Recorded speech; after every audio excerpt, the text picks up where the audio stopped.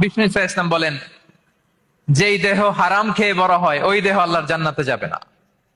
লা ইয়াদখুলুল জান্নাতা জাসাদুন গুযিয়া বিল হারাম। হারাম খেয়ে বর্ধিষ্ণু দেহ আল্লাহর জান্নাতে ঢুকবে না। মক্কাতুল মুকাররমাতে এক লোক কাবা তাওয়াফ করতেছে আর ইয়া রব ইয়া রব বলে আল্লাহর কাছে দোয়া করতেছে। সাহাবারা তো অবাক, এই লোকের দোয়া তো আজকে কবুল হয়ে যাবে, এ তো আজকের সব সওয়াব নিয়ে যাবে। বিষ্ণু ইসা ইসলাম বললেন, ওয়া মাতআমুহু হারাম। তার ইয়া রব আর চোখের পানি দেখে তোমরা অবাক হয়েছো, কিন্তু ও যা খায় এটা হারাম খায়। ওয়া মাশরাবুহু হারাম, যা পান করে হারাম। মালবাসুহু হারাম, ওর গায়ের জামাটা হারাম। ওয়া গুযিয়া বিল হারাম, খাবার দাবার সবই হারাম। ফাআন্না ইউস্তাজাবু লাহ, তার দোয়া কেমন করে কবুল হবে?